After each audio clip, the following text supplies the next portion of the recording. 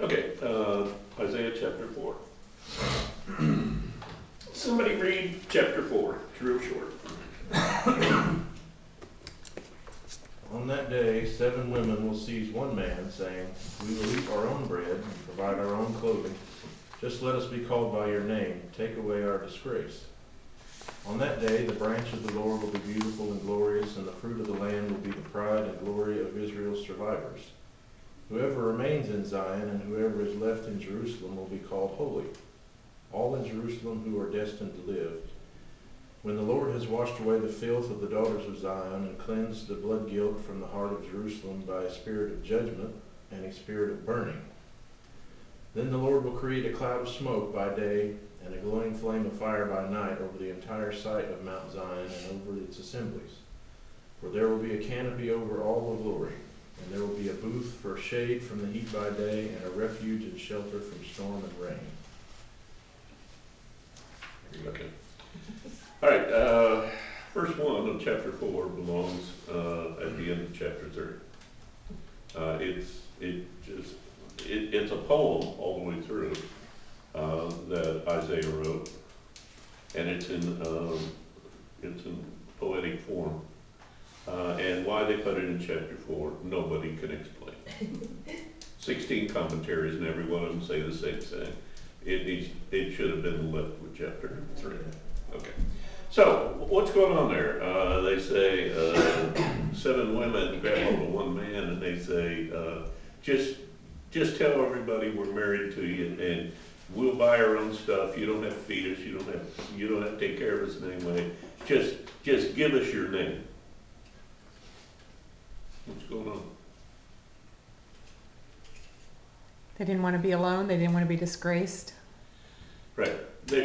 Remember what happened up above? It talks about their finery. It talks about their necklaces and their bracelets and their hair and their luxurious lifestyle. And according to Bible commentators, they preferred to be single and but still have all the advantages of being married. They were sexually active. They were.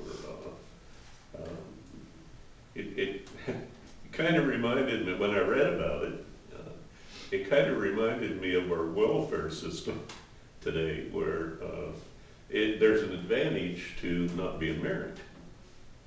I did our taxes one time. I do our own taxes with H&R Block software. We don't have to itemize anymore, and it's real simple, and so you plug in the numbers and send it off to Washington. And one day I decided, well, I'll just not do the marriage thing. I'll just file 2 separate ones, just out of curiosity. I lost $1,300 by filing joint. I lost $1,300 because of the way the system works. There's a penalty for being married. If you're willing to go ahead and completely lie and say you're single. If you say you're married filing separately, you lose a lot of benefits. Yeah. But yeah, if you're willing to go ahead and totally lie, then you will gain. Yeah. Well, it's not a lie to file. It's legal to file separately and say you're married. Right. That's not a lie. Right. But to say we're both single and file that way. Yeah. There was a big difference because of our investments and because of different things that come in. We got hammered, $1,300 difference by filing separate forms and admitting that I was married. Well, I'm not going to lie, but there is a penalty for being married. You ever see? It's like the old joke in states that have common law. The guy would say, "Well, I got to move out this weekend. It's been 6 years, one more year, and we're going to be married, so I got to get out of here." I never heard that, but I know some old guys that probably would have said it. I have a friend whose husband had a stroke, and he had it at a young age. I think he was 30 when he had it, and they were both military, but they wouldn't.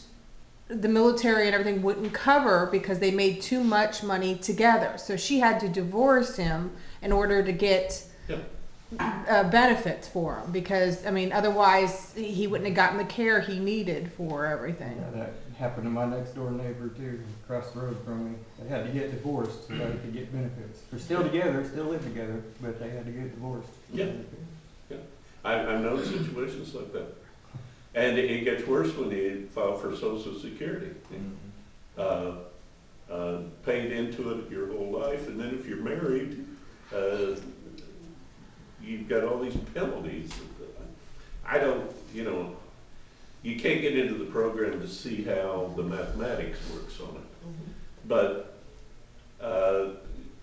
there's a whole bunch of people that I know, their spouse died or something, and so they moved in together with, they're two older people and they moved in together. But they didn't get married because it was cheaper for them because they could share one house and one car and one refrigerator. But if they got married, they'd get hammered. Yeah, you lose a bunch here. And so they live single and file separately. And the government's almost forcing immorality upon us. If we do the moral thing, we get hammered. Well, these women are seeing the judgment of God. I didn't mean to get on politics. These women are seeing the judgment of God coming down on them. And they know the lifestyle they've lived, and they know what they've done, and they know in their heart that they have sinned grievously. And so they're trying to get a document that they can hold up to God and say, no, I'm with him. Well, their heart's not in it if they say, we want you to tell everybody that we're your wife, but you don't have to, well, what's going on there? The same thing is going on in America today. People are doing what is good for them and not what God wants. All right, so now we're done with chapter 3. Chapter 4 is actually, starting with verse 2, is actually talking about the remnant of God who would be taken away between the seals and the seals and the trumpets. If you go into Revelation and you look at the space between the seals and the trumpets, he holds up the angel and he says, "Don't blow the first trumpet yet till I seal my people and take them away for protection." And there was a big mountain. It was the last crusade of the Romans in Israel after 70, where the people fled to, and it was a big, tall mountain with street signs all the way around it. I forget the name of it. Do you remember it? Masada. Masada? Masada. Yeah, Masada. Okay. Yeah, that's correct. Masada. Well, all the commentators say that in Revelation, God is going to take them away to that place in the desert, and it was like a 7-month crusade to get them out of it to stop. It's a stronghold. Hey, Bruce. Morning. Morning, Bruce. Morning. On the table. French toast and bacon today. So everybody thinks that is where God is going to ship them off to, and it says the eagle's going to carry them there. And then some people say that, well, if the bear is Russia, the eagle's United States, and we're going to airlift them to this place in the desert, which is Masada. Now, it wouldn't be near the stronghold today that it would be then, because we got the helicopters and whatever. You can still see that. The Russian could just blow it up if they wanted to. They've still got the road that the Romans built to get to the top of it. They had to pile up rocks and sand and make like a zigzag road up to the top. It's a big ramp. Yeah, and they left it there. It's still there. You can see it. Yeah, it is. I don't know if that's how they get up to the top of it now. There was also, the Israelites went up to the middles. They built a staircase up to the middles. And they had water and everything else. They had springs underneath that thing and everything There's a else. whole town on top of it. Yeah. Well, they assume that that's where it's gonna be, and they're gonna carry him away. And most commentators say that this is referring to that period of time when they will be taken out and put into a place of refuge. And the branch there is talking about a protection from the sun, protection from the problems that the rest of Israel are going to be dealing with, because the majority of Israel just wants to build the temple and go back to being old Israel. They do not want to be Messianic Jews. They don't want to accept Jesus Christ. But there's this remnant that does, and it talks about the 144,000 right there. So it's probably talking about that group of people who are going to be doing the evangelizing of the world at that period of time. So this may be them. Of course, Isaiah doesn't go into that detail, but it kind of fits everything that we find in Revelation. The remnant of the branch of the Lord, it's talking about his provision. This place has water. This place has storage capacity for all kind of food and grain. And if you look at it, it says the day of in that day. Well, I think if you go to King James, it said in the day of the Lord. So it's talking about the 7 years when Jesus Christ is about to return and does finally return. Now, up to this point, we found that term, the day of the Lord, or in that day, in 2:11, in 2:20, 3:7, 3:18, 4:1, and 4:2. So it's found 1, 2, 3, 4, 5, 6 times in 4 chapters. And it's talking about the return of Jesus Christ.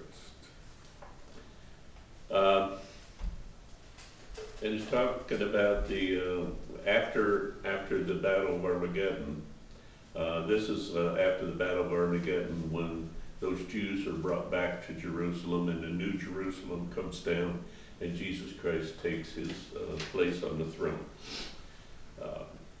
And it gives you a description there about there will be no blood.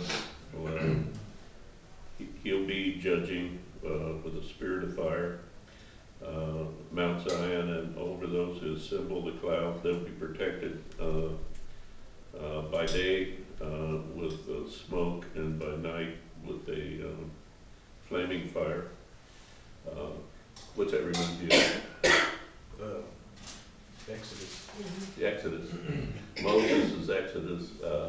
At night, the fire went before them and lit their way. And during the day, there was a big cloud. It was smoky cloud or foggy cloud. White cloud. Hard to shoot somebody you can't see. And the Egyptians are pursuing them in chariots, and they're just running around with carts and oxen and trying to take care of little kids. So God had to slow down the Egyptians. And so at day there was this big cloud, this big foggy cloud, and they couldn't see where they were going. And at night, they would have to camp, but the Lord would lead them with a pillar of fire until he got them down to the Red Sea.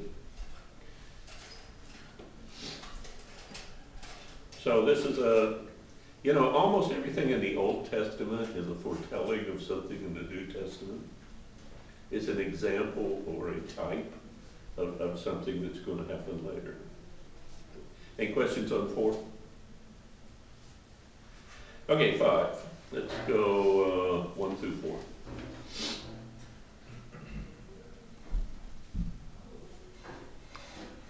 I will sing for the one I love, a song about his vineyard.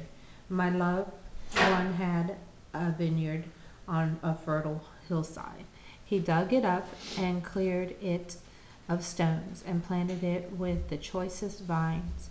He built a watchtower in it and cut out a winepress as well. Then he looked for a crop of good grapes, but it yielded only bad fruit. Now you dwellers in Jerusalem and people of Judah, judge between me and my vineyard. What more could have done for my vineyard than I have done for it? When I look for good grapes, why did it yield only bad? Through 4? 4, yeah. Okay, the song of the vineyard. What's the vineyard? God's people? Israel, God's people. Yes. Who's the loved one?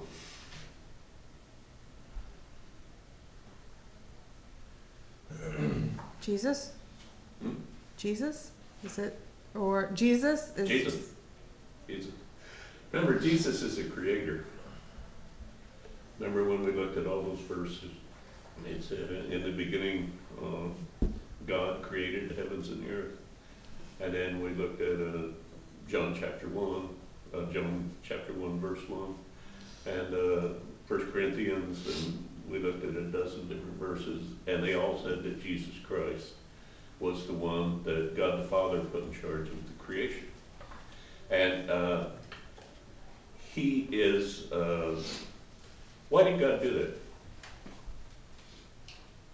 What is God the Father doing there when he tells the Son, go create a universe and put some people in it and let it flourish? Why didn't God the Father do it? That makes it Jesus's. It makes us his. Makes us belong to Jesus? Yes. Yeah. Okay, that's true. Hadn't thought about Makes that. us his problem. That's true. Well, I mean, the same thing you tell your own kid, you know, if they want to make something, okay, you can do it because it means more to them when they do it. Okay. Instead of just handing it over. That's I cool. think also, you know, he wanted to share share with Jesus. And when you're a parent, you want your child to succeed and do something. So you're pushing him to, create and, You got it. The one I didn't think about, but the last two, you got it.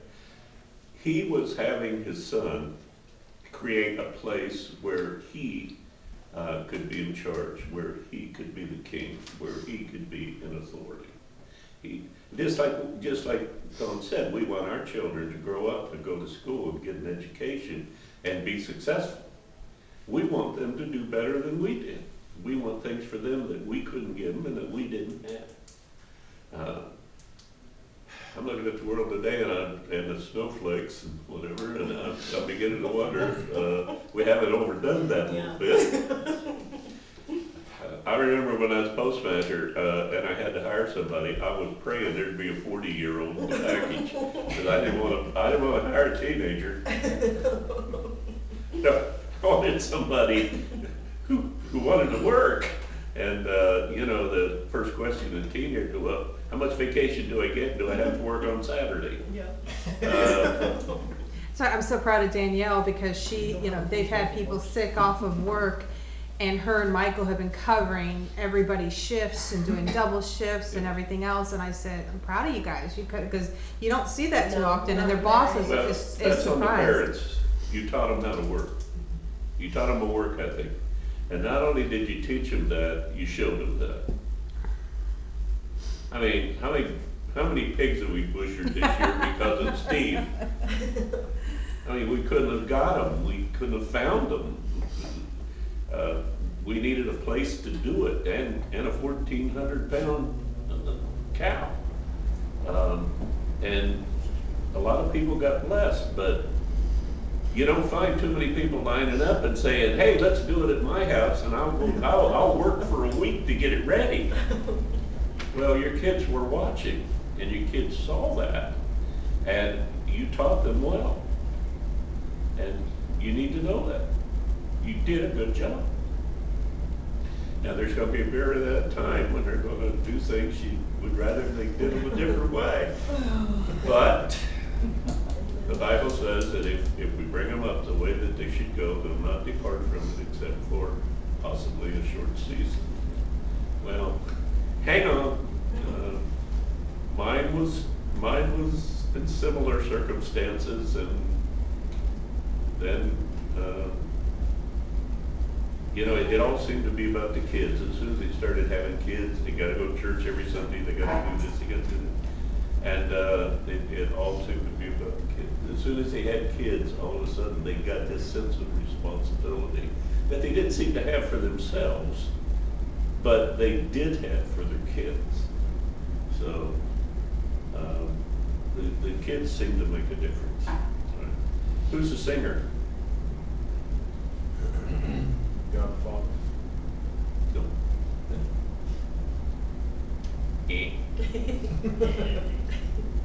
Isaiah.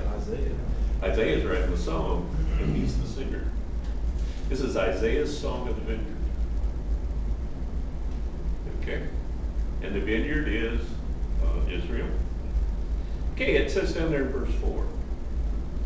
What could have been done?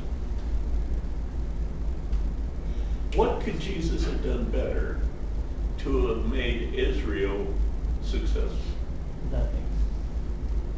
Nothing. Nothing? Gibbs slapped him a couple times. Oh, he's been slapping for several hundred years. They're a very stiff-necked people. Could have been done nothing. And what is your immediate response when your kid does something that embarrasses you or that you would have wished they had done better? What is your first question? What in the world were you thinking? No. Could I have done better? Say it again. What in the world were you thinking? What in the world are you For thinking? me, it's always, what did I do wrong Yes. that you didn't understand? For me too, it's like, where did they get this from? They didn't hear this from me. How many times do we say you were not raised that way? We always say he was not raised that way. Well, how do they get that way? I was, Indiana passed this week, they passed House Bill 1134, I think it was. And they took CRT out of the curriculum. Thank God. Two of the people I voted for and 4 of the Republicans voted not to do it. They voted no. Bartell was one of them, down here in the Jasper area. And I looked at that, and what are they thinking? They call themselves conservatives, and they want CRT. So I'm reading all these comments on the internet after they passed it. The internet just blew up. I said, oh, we're back to burning books. Well, and they want the teachers, part of the bill was the teachers will have to post their curriculum for the year at the beginning of the school year. Okay. What they propose to do, what chapters of the school, so that the parents can review what's going to be taught next week or next month or whatever. And they're just blowing up because we don't trust them. They have given their lives to education, and we don't trust them. Well, why don't we trust them? Now, I'm not talking about individual teachers. I'm talking about the education system as a whole, because a lot of individual teachers don't want to do this. But a lot of these educators that are sitting in Indianapolis at these desks, basically doing nothing, they're pushing all this stuff. So, you know, and I responded to one guy. He said, well, you know, we can't burn books, we have to debate this, and we have to let people find out what the truth is. And I said, you mean like the origin of species? And you didn't want to burn it, you wanted to put it in the curriculum so it could be debated and understood and have its chance. And it was supposed to be a theory, and you didn't prove one aspect of the theory, but now you're teaching it as truth. And you want us to trust you with CRT? He didn't respond to me. And I wasn't that nice. You know, I went through the whole scenario of you use the same argument to put the origin of species in the classroom, and now you replace creation with evolution. And there is not 1 ounce of proof or truth that can be tested in any of your platform. And now you want to do CRT.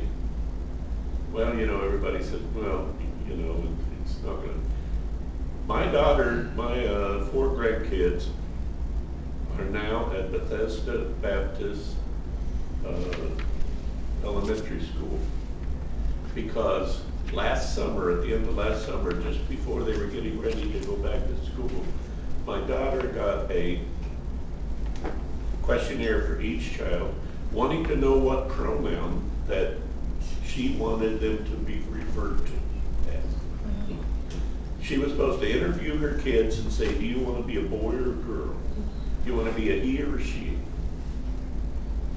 And then fill out the form, and it was all about gender specification. And it also said in there that there was going to be CRT training in elementary school. Now, maybe this could be debated in high school if history is taught and everybody knows what actually happened. Do you know who the greatest slavers were on the face of the earth? Blacks. Huh? Blacks. Africans, the blacks. The blacks? Yes. Yeah. Those ships didn't go into the jungle and capture any of those people and bring them out to the beach. The ships pulled up and they were already in cages waiting to be loaded. And who went and got them? Their own people. Now, we shouldn't have picked them up and brought them to America and sold human beings. But the bottom line is, who set them free? The white people. We're the ones that set them free. And now they want to teach them that all the problems of the world are my fault. No, all the problems of the world is Satan's fault, and people have chosen to follow it. It doesn't have anything to do with race. Now there was my mother, who was born in Georgia, and her favorite saying was, the only good one's a dead one. But that's the only person in my life that I've ever heard say that. You know, I was in the Army and I didn't see any race discrimination. We had black people living in our barracks, we had white people, we had Asians, we had everything, and everybody got along. There was not one fist fight in a year in Vietnam. I did not see one problem in 2 years of being in the Army between any 2 people for reason of race. There was a couple fights when somebody got in a Foot Locker and ate all the guy's chocolate chip cookies. But it did not have anything to do with race. We gotta go.